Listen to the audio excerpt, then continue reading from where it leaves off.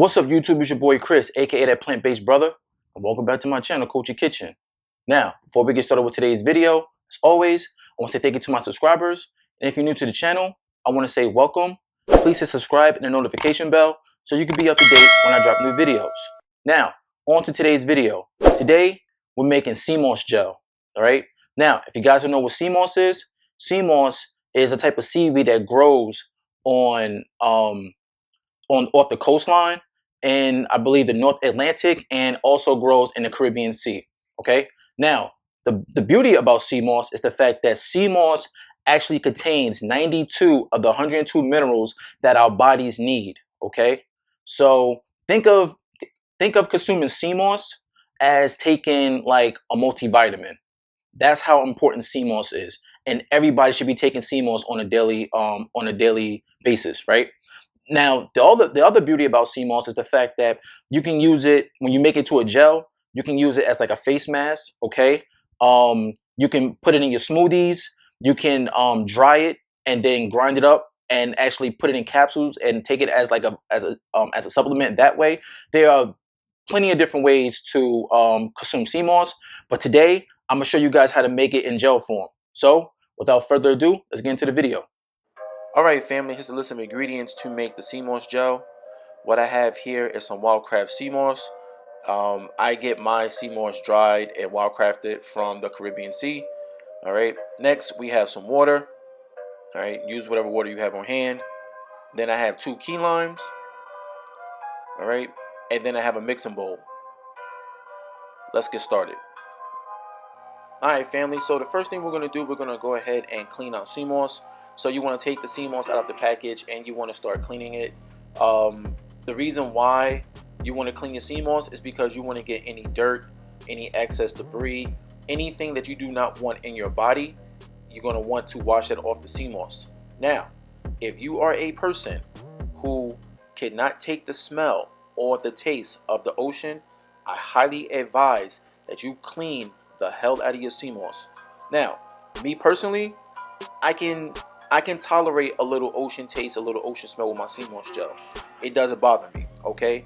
But I know some people who cannot take a micro, nano taste of the ocean and they would gag, okay? But the seaweed comes from the ocean, so yeah. Anyway, so what I'm doing here, and I'm just cleaning it, and then we're gonna go to the next step.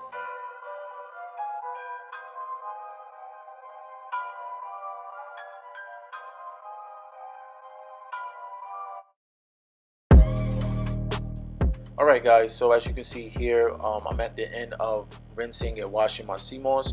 I got all the salt off, and here's a close-up of what your Seamoss should look like when it's all clean. Alright, let's move on to the next step. Alright, next we are going to take our clean Seamoss and we are going to add it to our bowl. And then what we are going to do, we are going to pour in our water, and then we are going to cut up our key limes and add our key limes to the bowl as well. Now, with the key limes actually help with alkalizing the water, number one, and number two, the key limes actually help with making the Seamoss a little bit more tasteless, and it actually helps get rid of, you know, more of the ocean taste. Now, the Seamoss that you put in your bowl is going to double in size, okay? So just be mindful, all right? Be mindful of how much Seamoss that you want to make. Be mindful of how much Seamoss gel you want to make, okay? Now, when the Seamoss is dried, it's small, okay? Once you allow the Seamoss to soak in water for several hours, the Seamoss will actually double in size. The texture of the Seamoss is actually going to change as well, okay? The texture is going to go from like a dry, rough texture when it's dry to more of a slippery, gooey texture, and that's actually what you want, okay? So take the clean Seamoss, put it in a bowl, add your water, add your key limes, leave it alone for a minimum of 8 to 12 hours, and then we'll move on to the next step. Alright family, here we are 8 to 24 hours later, and look at our Seamoss. Our Seamoss has doubled in size, just like I said it would. And even the texture has changed also. Look at the texture. The texture of the Seamoss has actually changed, okay?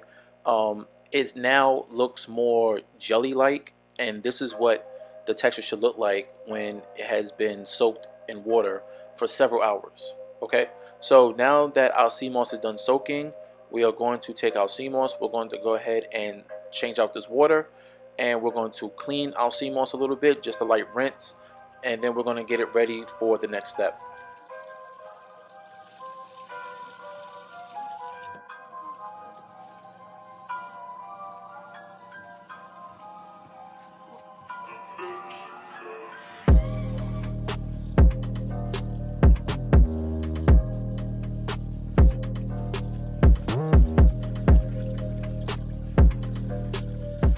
All right, family.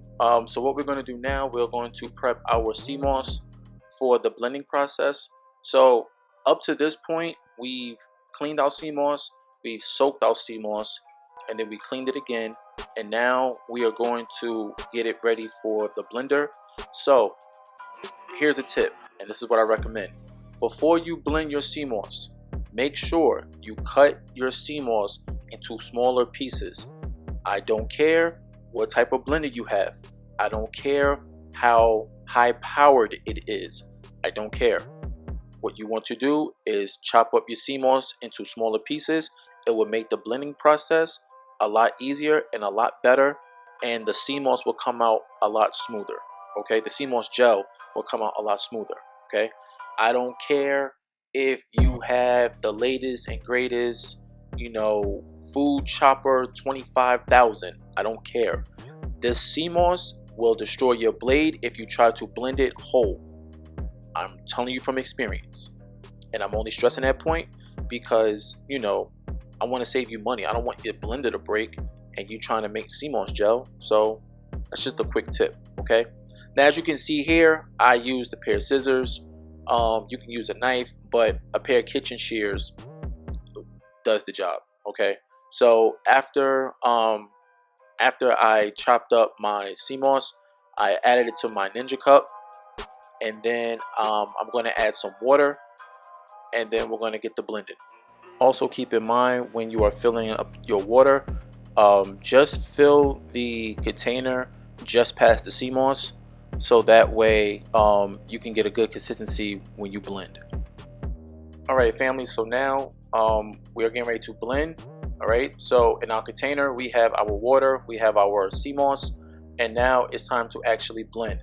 Now when you blend, make sure you blend for at least 3 to 5 minutes, and you can stop and check the consistency, but typically 3 to 5 minutes is all you need for the sea moss to turn into a gel. And then if the consistency is too if it's too loose, then add a little bit more sea moss and blend some more. If it's too thick, add a little bit more water and blend some more until you get the right consistency.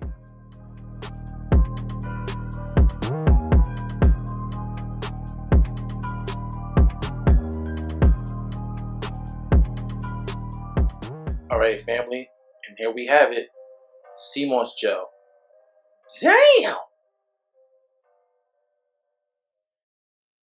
Well, there you have it, family, sea moss gel. I had a lot of fun making this, and I hope you have a lot of fun as well. If you have any questions or concerns, you can drop a comment, or you can email me at coachkitchen@gmail.com. If you want to follow me on social media, on Facebook, it's facebook.com/coachkitchen. On Instagram, it's at that plant-based brother.